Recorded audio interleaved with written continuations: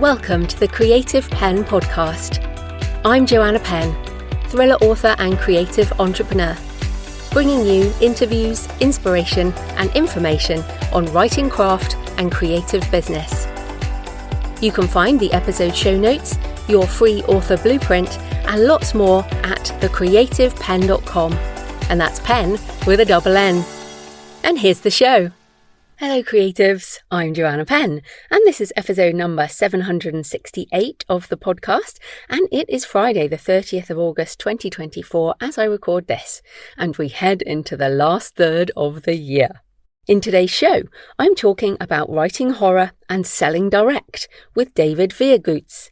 David has started using actual physical letters in the post to connect with readers, tell a story in a new way and really stand out, as well as make way more money than selling on Amazon. So yes, we do geek out on horror in the first section, but it is more about business and it's a great discussion. I learned a lot. Plus, I did subscribe to get the letters and I've had 2 so far and they are indeed very cool and something I hope more authors do. They certainly stand out and are memorable. So that's coming up in the interview section. In publishing things, on the Self-Publishing Advice podcast, Dale Roberts and Holly Greenland discuss the best marketing investments for authors. Holly reports back on her survey of indie authors, which found that grit and resilience are more important than having a previous background in marketing, which is good. And it's certainly something I've found. Remember, my degree is in theology and I have a second diploma in psychology, but nothing to do with writing or publishing or business. Everything I've learned along the way and done little courses and things like that, but mostly just giving things a go. So yes, grit and resilience being super important. Also, what was interesting in the survey was 50% of the people had not approached an agent or publisher for their book. Going indie was a conscious choice. And certainly that is true for me. Back in 2008, I always chose this path. Back on marketing, those who invested in the book package and paid for proofing, which I guess includes proofreading as well as getting a physical proof, were doing better. So that's a focus on the quality of the end product. Pretty much everyone surveyed used professional book cover design, but they talk about options there. They also discuss Amazon ads, BookBub ads, and using the Alliance of Independent Authors watchdog list when considering which services to use to make sure they are legit and approved by authors. And I'll second that. And that is also for publishing services you might want to use. The watchdog list is really good. So I'll link to that in the show notes, but you can find it at selfpublishingadvice.org and check out the podcast and more. Also on the Kobo Writing Life podcast, the KWL podcast, authors Renee Rose and Lee Savino talk about the abundance mindset for authors. And although I am mostly very practical about things, I love a bit of woo-woo now and then. And certainly the law of attraction stuff, when it sort of first got talked about back in the days of The Secret, if you remember that, I found that really did help me change my attitude. I think money mindset, abundance, positivity, I choose to be in the world that way.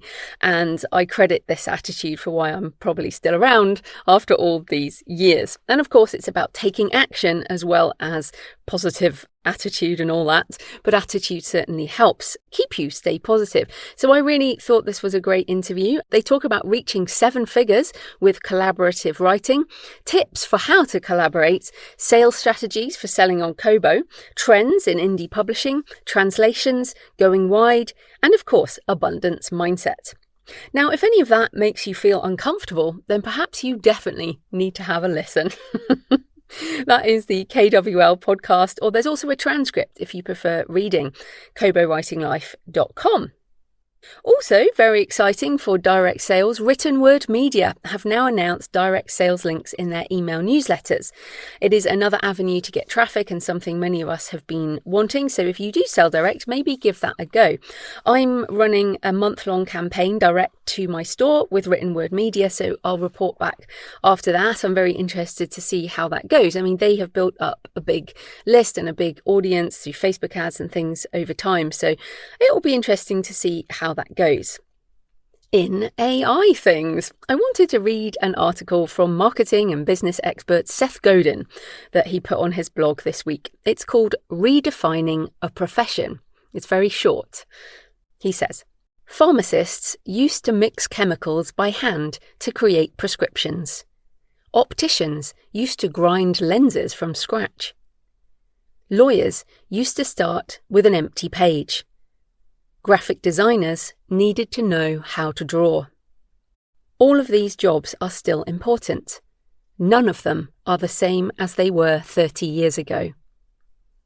In your work, are you fighting the change or leading it?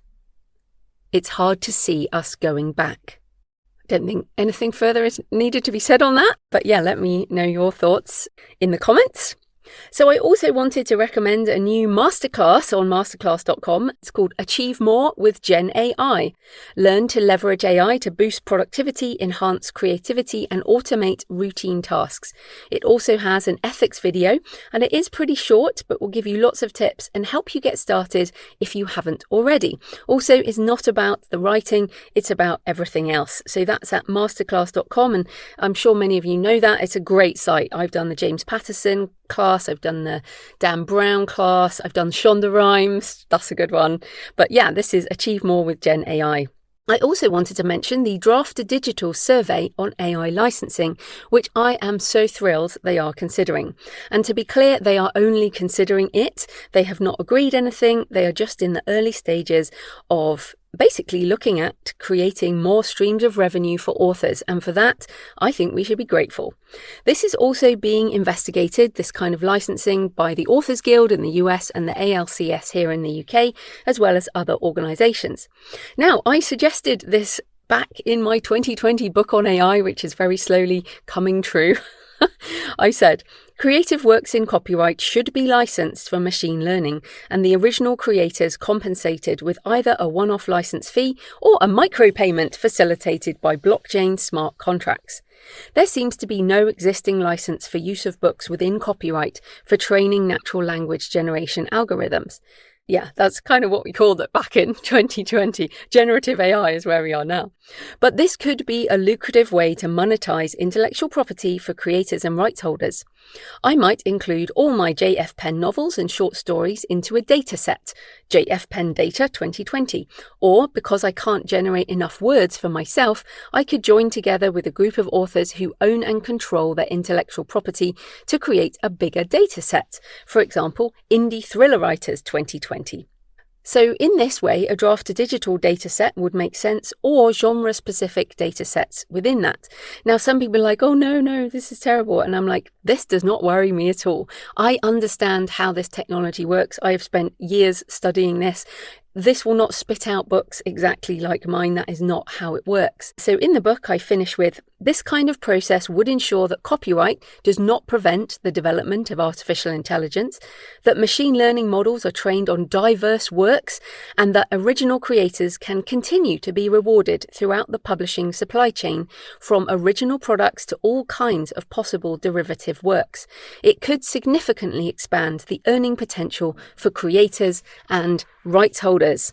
So yes, I will stand by my words from 2020, and I have enthusiastically responded to Draft Digital's survey, as well as the one done here in the UK by the ALCS, the Authors Licensing and Collecting Service, expressing my wholehearted support for it and enthusiasm. In fact, show me the money is my thoughts on the matter. However, I realise that you may have a different opinion. And with any of these things, there will no doubt be opt-ins and opt-outs for the book.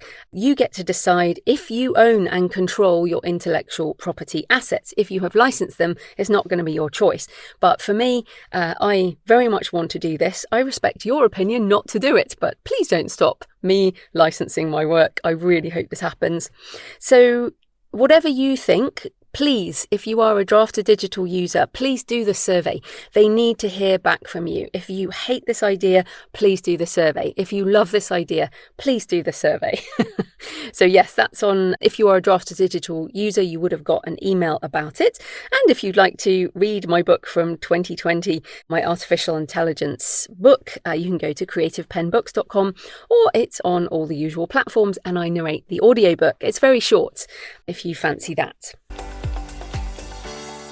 So in personal news, Spear of Destiny, my 13th arcane thriller, is out now in all the usual places, in all the usual formats, including the audiobook, and in fact all the audiobooks now, so that's 13 audiobooks and a short story in the arcane thriller series. You can get 50% off if you buy direct from my store, jfpennbooks.com.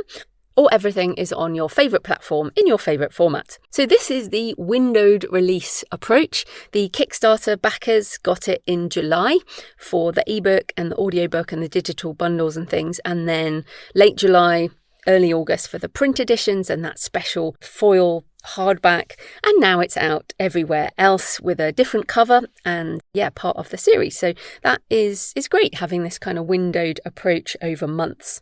Although, of course, I am far more excited about the book I have just written, which is Blood Vintage, a folk horror novel, which is now with my editor, Kristen, and also I haven't done beta reading for a while, but I have 2 viticulture experts, so people, vintners, people who know about vineyards, work on vineyards, and also a folklore expert, because I have a lot of folklore and obviously it's a folk horror novel. So yes, very interested in that. I don't use beta readers for every book, but I have used them for specialist readers. So for Risen Gods, we had a volcanologist.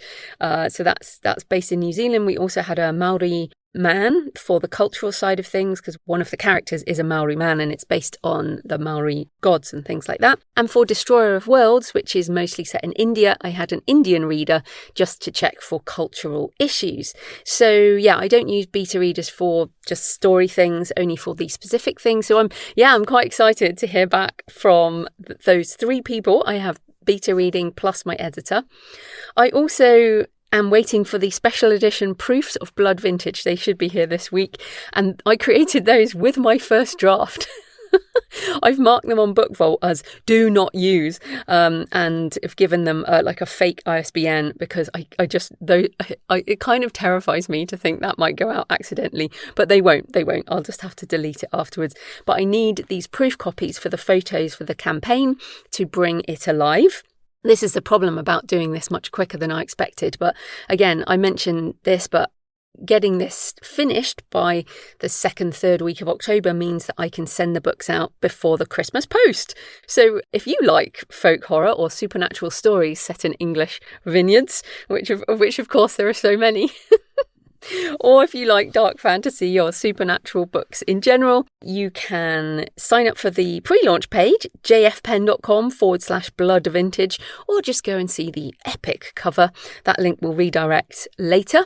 So the other things I guess I'm doing are all the admin I have put off over the last month, 6 weeks, as I've been writing the first draft. So when I write a draft, I'm pretty hardcore about my time, and I just bumped a load of things forward into September, and of course all those things are now happening.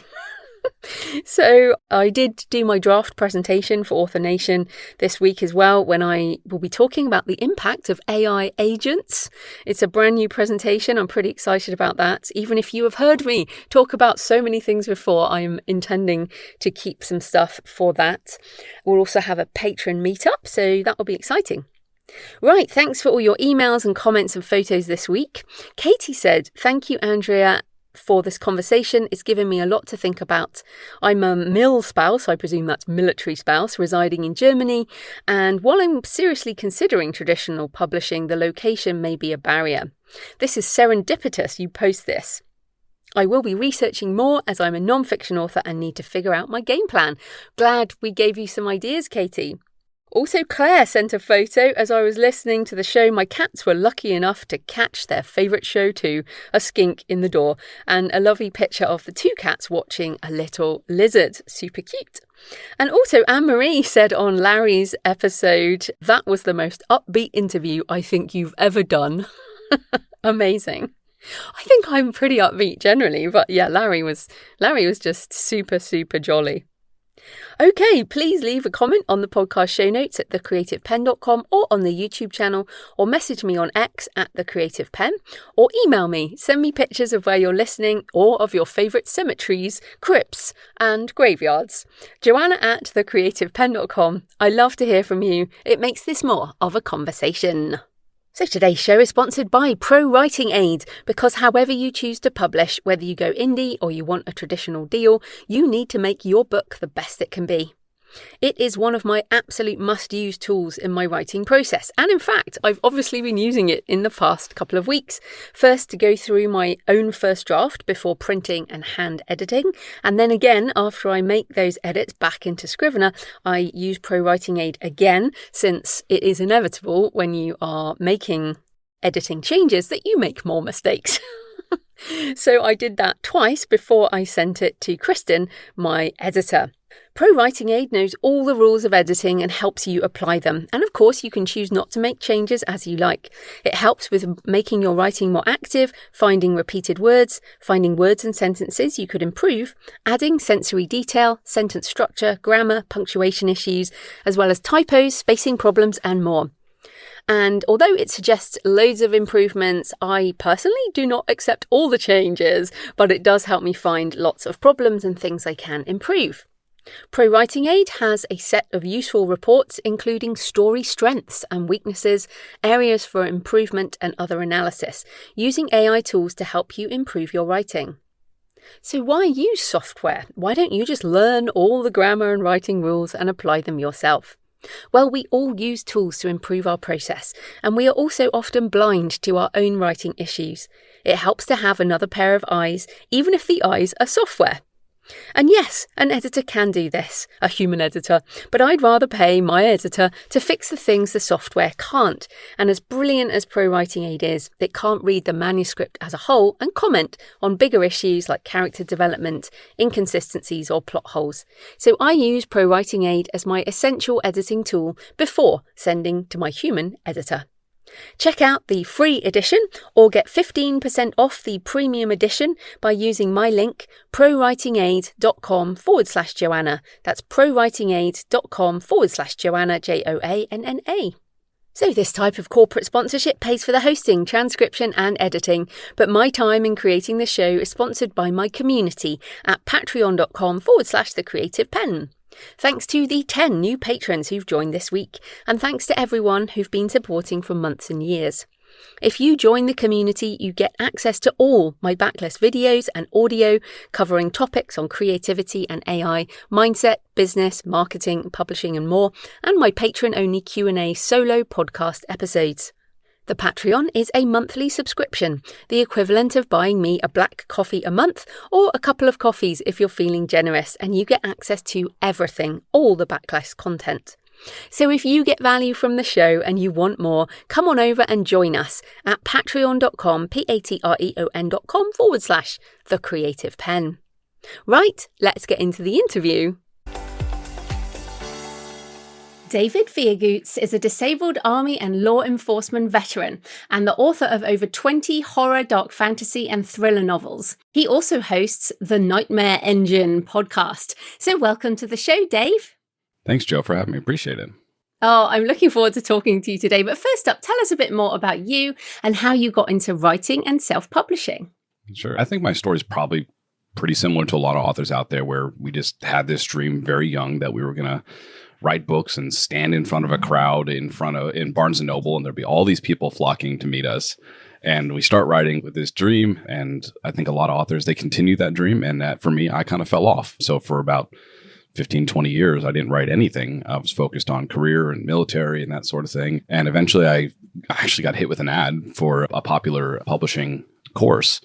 And it kind of opened my eyes. I'm like, wait, there's other options. It doesn't have to be the pipe dream of a traditional contract and that sort of thing. And I started exploring it. And I was a personal trainer at the time. I had that business going. And I wrote my first book and I was hooked. I realized I could write. I could write anytime I wanted. I could learn how to write better. It wasn't a talent. I was told by a teacher a long time ago, like, you have to be born with talent. You can't learn this. And I'm like, wow, way to crush my little dreams. So I learned, and I started writing, and I started studying, and I went all in on writing. I sold my fitness business, and I joined this community, this self-published community. It's just brilliant, and people are so kind. And I tell every author I can meet, every time we talk, I say thank you for being a part of this community, for making it what it is, because I came from fitness and it's cutthroat over there, and it was not making me happy. And now I get to do things that I love. I get to reach people directly. I get to be creative, and it didn't feel like fitness was very creative. And so one novel, I wrote my first novel, I think in probably about a month and a half. Second one came out a few months after that. Third one, just a little bit faster than that. And that was about 5 years ago. I've written 22, 23 at this point. And I started in dark fantasy, realized it wasn't for me, and went into horror, and have pretty much stayed there. I wrote a couple outside the genre. I wrote some thrillers, some crime thrillers with a law enforcement background. It's a lot of fun. But yeah, I am fully seated in horror now, and that's where my heart is, and that's where I love to be. But in general, I just love this community. So I'm going hard on horror, and I don't plan on quitting anytime soon. That's great. A few things to come back on. So, in fact, you and I were talking about this before the recording, about dark fantasy and horror, and where the lines are pretty blurred, I think. For example, vampire novels, some can be horror, some can be dark fantasy. So where do you draw the line between dark fantasy and horror? Yeah, I remember asking this question of myself, because I'm like, man, maybe I need to rebrand. When things weren't going great, and maybe I need to rebrand under dark fantasy to see if it might sell a little bit better. And so I started kind of examining these lines, and I said, well, in fantasy, the hero can be a hero, and he can solve the problem, versus in horror, what makes it horrible is that we're just trying to survive. We're just trying to make it. It's about humans having a human response to something that is otherworldly, versus like dark fantasy, where you can have a hero dealing with something otherworldly, but he handles it in a fantastical manner. He has a chance, right? Through magic, or through power, or through spells, and through strength. But in horror, the hero's just trying to survive. And I think that's more related to kind of what we deal with on a daily basis. Is our lives right now, or is it more dark fantasy? And then I'm like, man, it's definitely more in the horror, if you kind of take a look at what's going on, and we just have to handle things in a human way. And so I just stuck with that. I'm like, if my characters are doing things the way humans do, then I would probably say that that's a horror novel. But if there's magic and power and spells like that, I'd kind of lean more towards dark fantasy. It definitely blurred. I mean, on your website, you say, I only write what scares me to create horror that stays with you. And I like that. I mean, that's your definition. And I was thinking of what I'm writing at the moment, a folk horror novel. And folk horror is quite a specific genre and quite a specific feel. It's got a supernatural element and organic elements, which I'm really fascinated with. But it's very, very different to something that might be, as you say, more human horror. It's got elements of human horror, but obviously some of these more supernatural angles are different. But many people don't even understand why we love this genre. So why do you think we love it and readers of horror love it? Yes, and I love asking that question. I think that question is the most fun to answer, because people look at us as horror writers and like, well, what's wrong with you? But people are starting to understand that horror can be fun. That thrill, that I think it's safe thrills for some people. It could be therapeutic, and it's fun to imagine the what ifs and then be kind of safe from that in the real world. Why horror is also a level of escapism. There's escapism in it, just like we would have in any other novel, except for us, it's just kind of scary and thrilling. So, I mean, I think people are still looking for a good story. I think people are still looking for maybe a story they can relate to with their fears. I mean, that's the most basic human desire, and the basic human feeling is just fear. Fear and love is closely related, but fear is just so raw, and we can all experience it no matter what level, what language we speak, how old we are. We can all experience fear. And so there's some connectivity there. And I think horror just brings people down to like a very basic human level and says, hey, we can all kind of join in on this and experience it. So horror for me, it's that human connection, and I think that's the same reason people like romance, is because there's human connections, all about the human connections, all about the relationships. And so horror can do that for us too. Yeah. And also perhaps the monsters in the bed that we had, or under the bed, or in the bed. As kids are sort of monsters that are hiding, and we do need those monsters. We need to keep tackling those monsters. And those are the things that come up over and over again in our books. Are there themes that you return to over and over again? Yes, I'm a religious person. I don't fail to acknowledge that in my stories. There's always some sort of religious overtone that's very important to me. And so I try to include that. I don't necessarily have it as the forefront of things, but I think it plays a role in just having faith in general. I like to say that horror is actually the genre of hope. And people look at me sideways when I explain that. And I say, well, it is, because without this great terror, right, this sense of awfulness that nothing can solve this problem, there can't be great hope. You have to have it. And so I think a lot of characters want to hope for things to be all right. And so I look for that type of theme where it's like, man, what can my characters hope for? What can they return to that wasn't how it was before they encountered this thing? And so I try to bring them back to that. I like a lot of superstition. I bring a lot of superstition in. I've been writing a lot of short stories lately, and a lot of them have to do with like weird stuff. And I'm like, can I make a horror short story about the superstition about walking under a ladder or a broken mirror? I like to bring in like folklore, stuff like Roanoke, the lost colony of Roanoke. How terrifying is that, about what happened there? And then the one thing that was written on the fence post or whatever was a Croatoa, it's just, I like to bring in stuff that's really happened, right? And then throw a twist on it. I think people can relate to that. Yeah, it's interesting. Yeah, the folklore, I am deep into English pagan folklore right now. And it's like, seriously, this is so weird. There's some really good stuff over here in the UK as well. I just on the religion, because I'm pretty obsessed with religion myself. Midnight Mass. Did you like Midnight Mass on Netflix? I have not seen it. Maybe that's a crime. Maybe it's a crime. I'm going to write it down because my wife and I was looking for something scary to watch. And so Midnight Mass, I got it right here. Oh, I think it's genius because it is vampires, but it is a really interesting idea around religion and the isolated community and all of that sticks in my mind. And if you do watch it, the hymn singing will really get you. Okay, now I'm excited. Yeah, you got to do that. And people listening, I mean, this is the thing. I think when people don't read horror, they assume it's just one thing. Like they assume slasher gore, right? Sure. They assume the movie Scream. That's what people think, like, or chainsaws or whatever. That's not what I write. That's not what I read. And to me, the supernatural stuff, the things that are written about in the Bible or in other books of faith, I mean, these are the things that are pretty scary, right?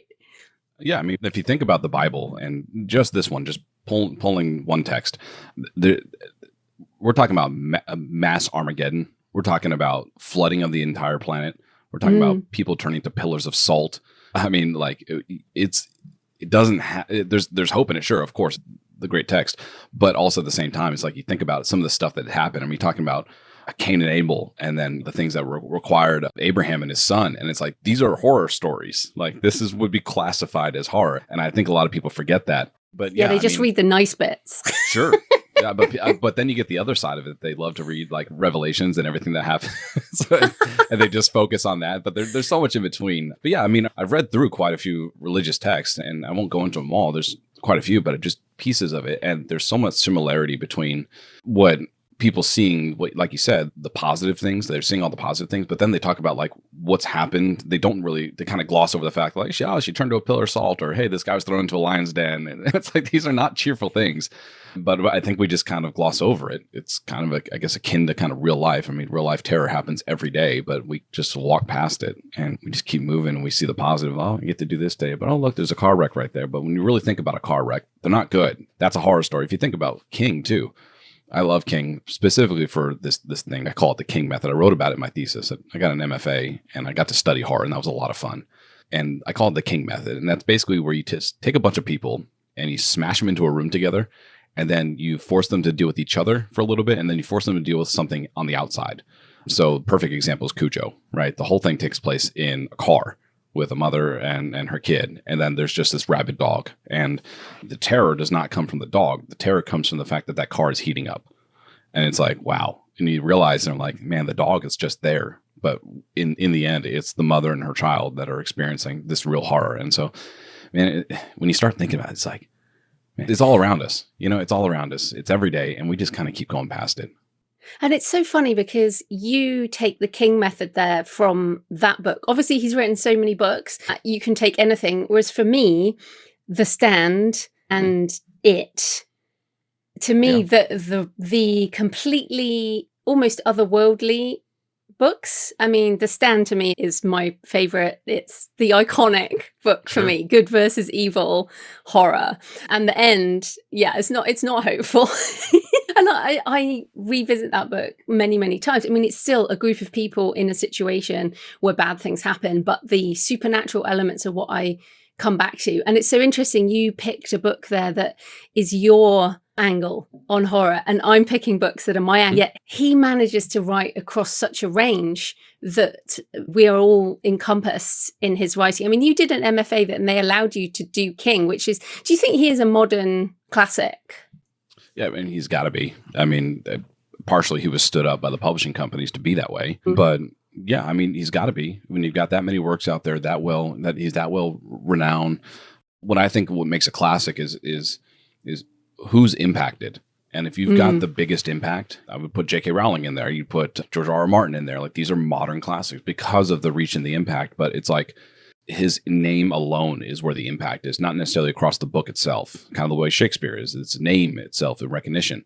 Poe is the same way. But when you think about King, like, one of my favorite books is his lesser known books, and that's The Girl Who Loved Tom Gordon. That's my absolute favorite of all his books. It's actually a novella. And people are like, what? Of all books, that one? I'm like, yeah, go read it and you'll understand, because it's just a girl lost in the woods. I mean, I'll leave it there, but that's the premise of it. And it's so simple. And I think the most terrifying stories are the most simple ones. I also, on occasion, will teach at undergraduate English. And one of the things that I'll teach my students is about going that extra level of terror. And I think that extra level of terror is not, hey, my kid's home alone and something's happened to him. That's not the terror. The terror comes from my kid's home alone, and then you get arrested and there's something terrible happening. Now you're not being the person you're trying to explain that, hey, my kid's alone and something terrible is happening to him. They don't believe you. That's the terror right there. It comes from that situation. It doesn't come from the fact that the kid's just there alone. It's that person who's supposed to be there to save the day, to be the hero, to be the dark fantasy hero that runs over there and strikes the monster down. You can't. So you got to handle it a human way. Yeah, I think that is interesting. And for more horror, people should go over to the Nightmare Engine podcast, which has got some great interviews in. But I did want to talk to you about direct sales, because when you pitched me, you said in your email, I do abysmal numbers on Amazon, but you are now doing very, very well with direct sales and other streams of income. So just give us an overview. What are your multiple streams of income? Sure. Yeah. So product first. That's always where I'm at. I have a subscription called the Nightmare Writers. I deal a lot in physical products. I believe the U.S. mail system is my greatest friend. I ship out these Nightmare Writer cards when they join my subscription, and I give up a little bit of creative freedom. And my readers get to vote on short stories every month. I compile them into a novella, and then they get that as well. Then that gets generated for audio, and that goes up on YouTube. And so I've got YouTube AdSense going for that. And then I've got the Nightmare Writers, which is my subscription, and there's all kinds of other perks too. Then, of course, I have direct sales through bundles and print books. I've got my Terror Box, which is 2 mystery novels of mine, and then a cool associated swag and merch, and that gets shipped out. And there's all kinds of bonuses in there too. And then I've got my bread and butter scare mail. And so that's a letter service. And I know you want to talk about that a lot. So it's my letter service. It's an annual subscription. So yeah, that And then are you wide with all your just normal sales? Yes. And I have no idea how much money I make there because I haven't checked it in however long, and I don't really care. Same thing with Amazon. It's there, but it doesn't really do anything for me anymore. I'm on Shopify, and that's where all my focus is. So when did you shift that focus? Only 6 months ago. I have been considering going wide or direct for a very long time, and I finally pulled the trigger because I realized that, hey, this isn't sustainable for me. I don't like not knowing my customers. I've been doing everything I can to try and gather customer data off my email list. I used to purchase Facebook ads to purchase people's email addresses onto my email list and run them through that, and then try and sell them on the back end, gather as much customer data as I could, and just try and reach them on a personal level. And it was just so tough. I couldn't figure anything out about them. Amazon wouldn't show you who your customers are, of course. And I'm always chasing that rank, and that just didn't do anything for me. And I got burnt out with it, and Amazon was not giving me any love. I did a test with my co-author, Boris. He's doing very well, and he does very well organically through Amazon. He puts a book up, and it shoots up to about between 5,000 and 10,000, just kind of sits there. And we did a test where we attached my name to his name, and we wrote a book together and launched it just like we would normally. We put a lot of ad spend behind it, and it tanked. And so I said, well, maybe it's associated with my account. Maybe it's my books. But either way, if Amazon's not going to give me any help, then I don't need to be pinned down to Amazon. And that was my point where I said, okay, I'm going direct. I was already starting to go direct through paperbacks, doing mostly paperback sales. And I do a lot of in-person markets. I do local markets. Those are always very fruitful for me.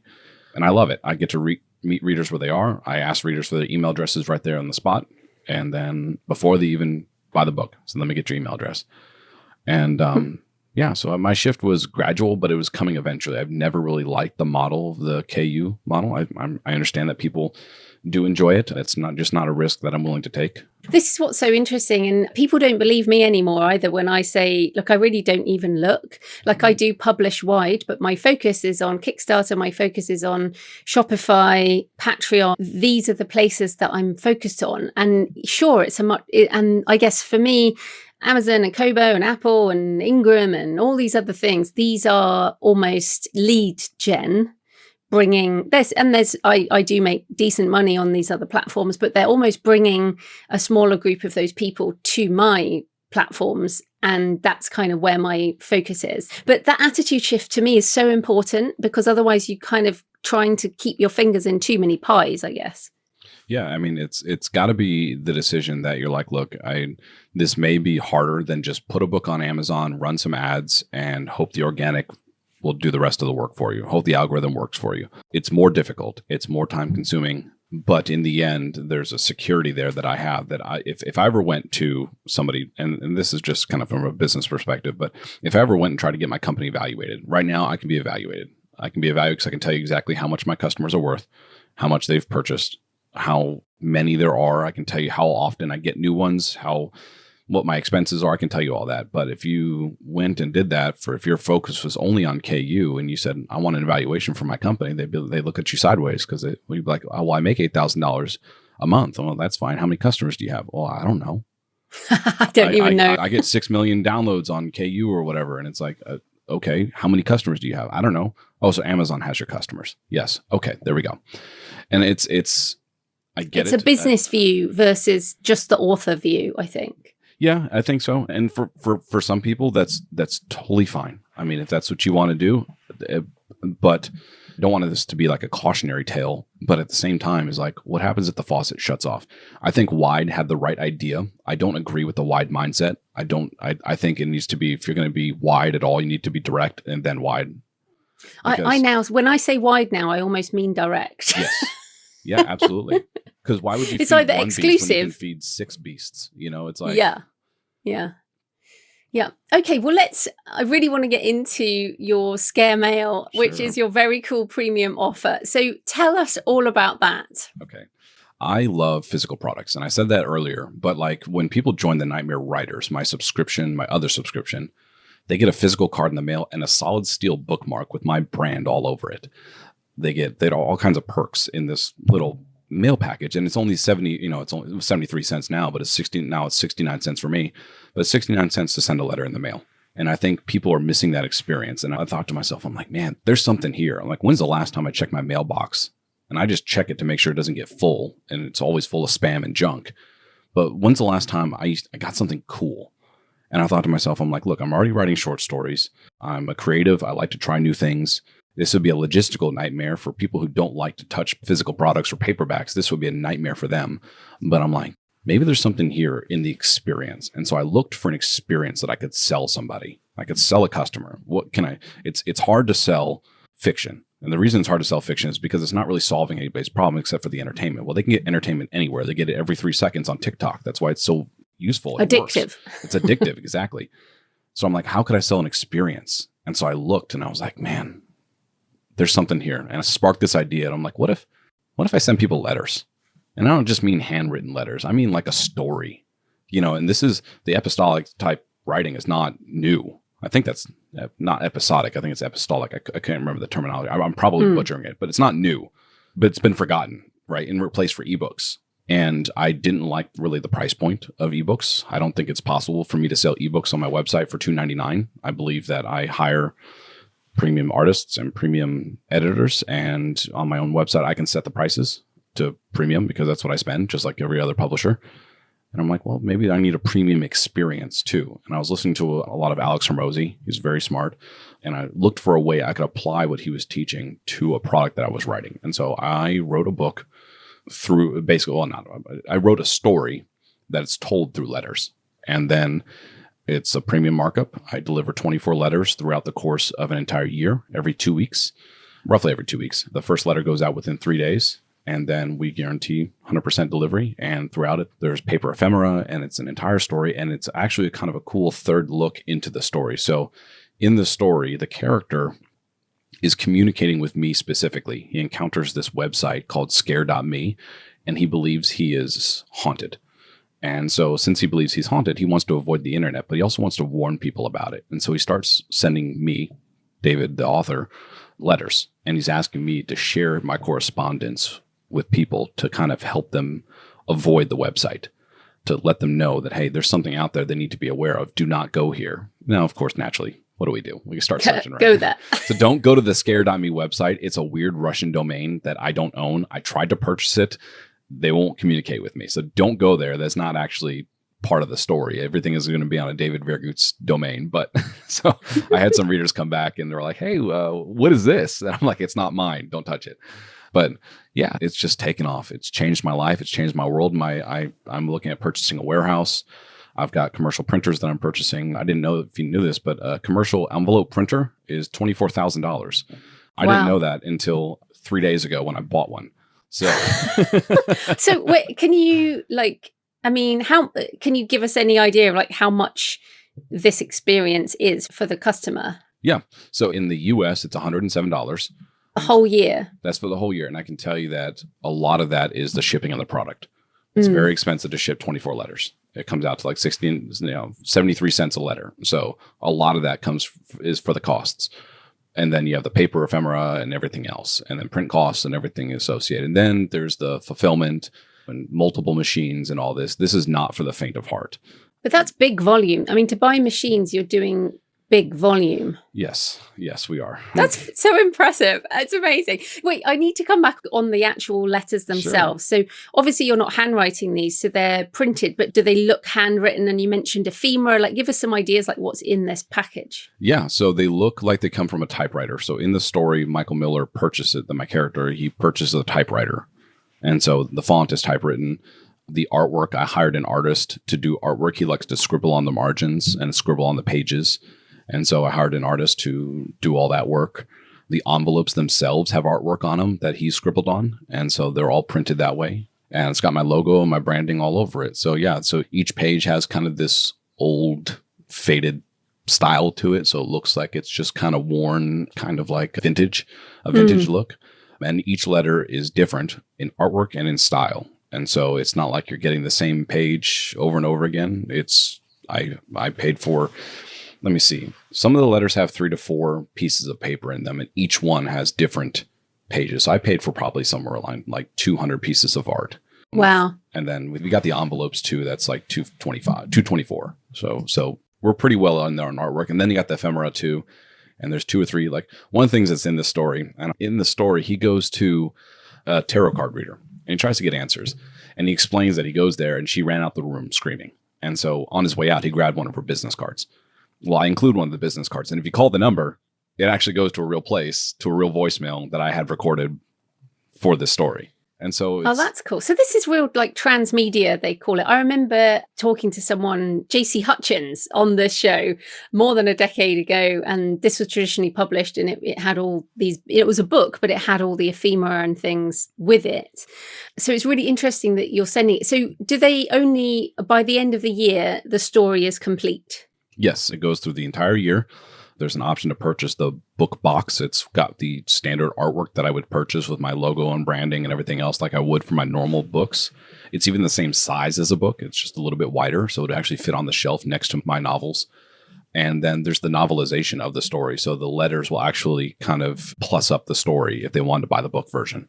So you can buy them separate or together. I love this. I think it's awesome. And just to repeat, earlier you said selling fiction is hard. So you're selling an experience of fiction. Yes. Yeah, exactly. Yeah. And the reason why is because I can target people's problems, right? The target here is the greater message behind the brand is called Scare Mail. And the whole message behind it is that we've forgotten something on the internet. The social media was supposed to bring us together. Instead, it's driven us apart into our own little cell phone worlds. Through letters, we are together as humans again. That is because it is personal. You must go out to the post office. Somebody must have put a stamp on this, and they must collect it, and they must read it and consume it. It's fulfilling that process of the human connection. That's the greater message. The second issue we solve is that people's mailboxes suck. They don't use them for anything. And so we solve that problem for them too. And then they get the experience, which is the kind of the overarching idea. I was like, oh man, this would be a cool story. Like this would be a cool experience. I've never had this before. And I get the excitement of going to the mail. And this is the fun part. This is the fun part that we got to figure out. The logistics was not the fun part. I was going to say, who is sticking stamps, or are you franking or something like this? We've got a machine that does the stamps, but there's no machine that in the world that can stuff these envelopes. Right. So you've hired people to stuff envelopes every day? Yes, my wife and children. That's brilliant. Yeah. So, we are going to expand. We're likely going to purchase a warehouse. This is just the first story. I'm already writing a second one. I was going to say, because if I'm someone who really likes this, I don't want to finish just with one.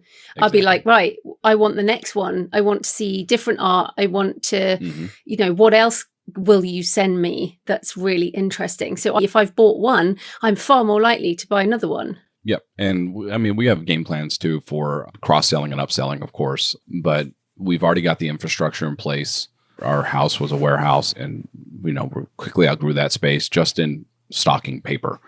And I called dozens of printers and signed contracts and everything else to make this happen. This has not been something that you can just spark overnight. If you want to send cool letters to your readers, do that. Create a Google form and send some letters. But I would just caution anybody about jumping into this thinking it's going to be a quick buck. It's not. No. And it's taken over my business to the point that I'm having to hopefully delegate out a lot so that I can focus more on creating more products. So my top level view of this would basically be product design. And then everybody else below me can just focus on running the mundane parts of it. But this is the point, I think. And you're still writing horror novels, and the books are still there, and short stories and all this. But I think this is another of the mindset shifts that happens with selling direct. For me, it's at the moment Kickstarter special editions with foil and all the nice things. And that's already a step further than just a print on demand paperback. But the concentration on physical products and the ability to do more is, I think, another shift, right, from the sort of digital first model. Yeah. And I've always had this mindset in mind. When people ask me, I've been asked hey, what did you do? Did you run these ads? Did you do this? And I said, no, I did more than anybody else was willing to do. And it's especially when you go through the same process over and over again, you're 22 novels in and you put it up on Amazon and it sticks there for about, 3 days. And you look and you're like, man, I didn't recover half of my expenses, even though after I just hit a list of, I had a list of 20,000. I've pretty much abandoned my MailerLite list at this point. I said, if you want to make a purchase, then I'll keep you on the list. I did quite a few write-ups in 20 books about it, about how I was able to get the price down to about 20 cents a subscriber, which is very affordable. But in the end, it was not enough in quantity at $2.99 and KU and all that to make it happen. And so, I could play the long game, but at the same time, I was like, where else could I go? Could I go to Kickstarter? I've done a couple of Kickstarters and they were great, but I just didn't like the model. Did some ghostwriting. That wasn't very fun. And so I tried different things. And I'm like, man, I've got to keep trying something different. That's the entrepreneur in me that wants to do this and wants to solve problems, and seeing this in horror and being like, look, there's got to be something here in horror that can work besides just putting on Amazon, running ads and hoping for the best. And it's always been that way for me. And I still write horror novels and they sell better than ever. So horror novels. Yeah. So just on that, I think you're a product design guy. You're an experience design person. That's how your brain obviously works, which is not everyone's going to be that way. But even if people just want to do books, like you said there, you ditched your MailerLite list. Some people don't understand that when you sell direct, you get that email. So are you just building your email list now through people who buy? Yeah. So basically, I offered everybody the opportunity, besides my ARC list and my beta list, and the people I knew were buying were essentially already on my list because I've been pushing them towards new products. And so as new books come out, I push them over to, I use Klaviyo along with my Shopify store. So they get put onto a different list. I think that Klaviyo lists are more powerful than MailerLite lists, even though MailerLite is trying to come up with some sort of e-commerce capabilities. I think you need an actual e-commerce platform if you're going to be doing e-commerce sales. And so I'm slowly kind of navigating my way out of MailerLite and towards Klaviyo to the point that I'm like, hey, look, if you're still here on this MailerLite list, I can assume you haven't bought anything from me in a while. And yeah. And it's like, look, I said, and I've always spoken to these people, as readers, as people on the other side of the world, showing my gratitude and appreciation. But a lot of people are just there to read my story. And that's great. You can be there, but I don't need to pay for 2 lists. I'm not going to pay so that you can have this entertainment. I mean, I sell products and I want to be able to support the people better who are supporting me. And so I can do that from my Klaviyo list. And so, yeah, it's a mindset shift. It's a shift from saying, look, MailerLite's an affordable option. It's a great option, but if you're looking to get into direct, I mean, you can pretty well start with Klaviyo pretty cheap, and it's going to tell you way more about the customer than MailerLite can. And if you have the e-commerce capabilities, WordPress, Wix, Squarespace even does it now. Everything connects to Klaviyo. Everything connects to everything at this point. I'm sure there's Zapier automations for stuff that isn't connected already. And just learn more about your customers. And that's what it comes down to, is like, it's not just an email address. It's an email address and personal data, and you can see where they came from, and you can see what they clicked on. You can see how many purchases they made. And that data is just so valuable. I mean, there are companies out there that would kill for my email list right now because my average order value is $100. So yes, and this average order value, I've mentioned this before as well, but this is how much they spend. And you compare that to putting a novel up on KU. And I mean, I've gone to, I think I'm at £45 for my Kickstarter as the average order value. And you suddenly realize that you have more than 10x, and you've like, I don't know how many percentage that is. That's a lot. Yeah. So, that's, again, it's a difference. And people are like, oh, but you're cutting off an audience. But you're cutting off a big audience to focus on a smaller audience who actually care and actually buy. Yeah. I mean, and here's the thing too, is that I can explain to these folks too. It's like, look, it's nothing personal. If you buy from Amazon, click this button and let me know. Like, if that's where you want to go, like, and it automatically unsubscribes them. I'm like, I'm not going to push you towards Amazon. You can go to Amazon, go find my books as you please, but I'm not going to notify you because that's not where I want you to go. That's really interesting. So if you offer them the Amazon link and they click that, you're unsubscribing them from the list. At this point. That's just genius. Because again, just to emphasize to everyone, we are paying for every single person on our email list. Just to send them to Amazon. And look, and I said, I'm not denigrating anybody whose focus is on Amazon. I know a lot of people have made very successful careers on Amazon. What I'm saying is that there is something else. People have been selling stuff on the internet long before Amazon came around with KU. And I'm not saying avoid Amazon. What I'm saying is avoid KU. And it's a long time. For a long time, that was the only option, and it was working very, very well. The market is very saturated right now. And people like me have come around and said, look, I'm willing to give up a little bit of, I just want to write books in exchange for being able to write the books that I want. So like, that's what I had to give up. I was putting out a book a month at my prime, and just trying to, because I was making enough money to basically cover my expenses, but that wasn't enough. I wanted enough to support my lifestyle. And I was writing a book in a month, and I was just like, there's got to be something more than this. I don't need to be this generation engine. And Kickstarter kind of, when I did that gave me a little bit of freedom to kind of play around with these things. I'm like, man, I can create this campaign, and I can create these gifts that I can give to people, and create these packages, and making artwork. And I was really getting into the product design. And I stopped looking at the book, the paperback, the ebook as the final product, and started looking as the beginning. And that's where I look at it. I'm like, the book is where things start, right? You can get the book, but there is so much more with that property, with that thing that you've created, that you can use and send it out into the world and do more with. Like, people are doing it with books and adaptations of screenplays. What is that? That's just taking a story that's already been written and adapting it for another media. I just took it to the extreme. And I think if people start doing that, and especially with their Kickstarters, like that's where people start taking it and going, hey, look, I can take this and turn it into a hardback, or I can take this and turn it into an audiobook or a radio drama and that sort of thing. Or I know one horror author lately just turned his books into a board game. Like, these things are totally possible now. And that creates another opportunity for you as an author to be like, I don't need to just be in KU, especially when I'm churning when I'm just doing the same thing over and over again and expecting a different result, and I'm running the ads. Is it? And a lot of authors want to believe that it's them. They'll want to say, like, it's me. I must not be having the right ads. I must not have the right image. What if you are? What if you are doing the right things and it's just not selling because there's so many other options out there? Or these readers, a reader sent me her Kindle and it had 7,000 books on it. And I'm like, where's mine in that? You know, even if I had 22 of them and she bought every single one, like, when are you ever going to read my books?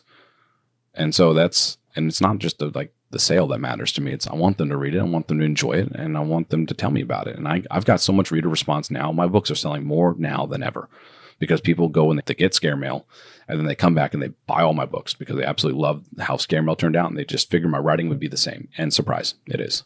That's wonderful. Just before we go, so how are you marketing your direct sales other than the email list? Sure. I use Facebook ads. I use TikTok. I use Instagram. I'm moving over to lifestyle videos to YouTube.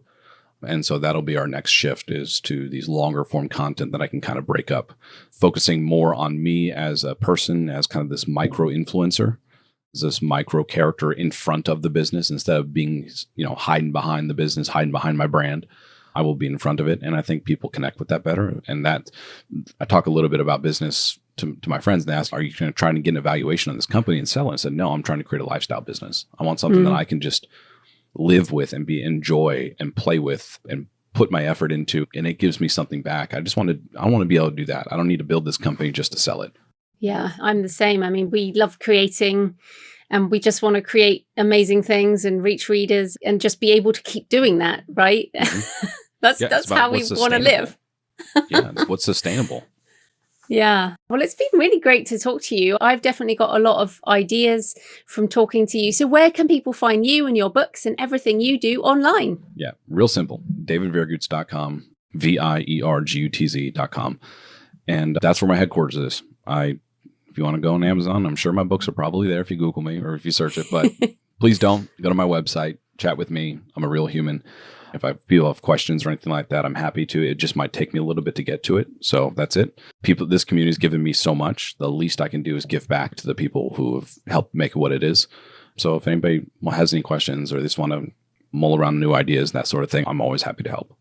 Well, thanks so much for your time, Dave. That was great. Joe, was wonderful. Thanks for having me on. So I hope you found the episode with David interesting and that it gave you some ideas for your own author business, or at least a new attitude to consider about the possibilities we have as creators that go way beyond just books on Amazon. So as ever, I love to hear your thoughts. Please leave a comment on the podcast show notes at thecreativepenn.com or on the YouTube channel. Message me on X at thecreativepenn or email me, joanna@thecreativepenn.com, and send me pictures of where you're listening. Next Monday, I'm talking about self-publishing training manuals and focusing on your true fans with Guy Windsor. In the meantime, happy writing, and I'll see you next time. Thanks for listening today. I hope you found it helpful. You can find the backlist episodes and show notes at thecreativepenn.com/podcast.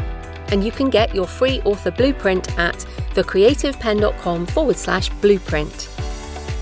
If you'd like to connect, you can find me on Facebook and X at The Creative Penn or on Instagram and Facebook at JFPennAuthor. Happy writing, and I'll see you next time.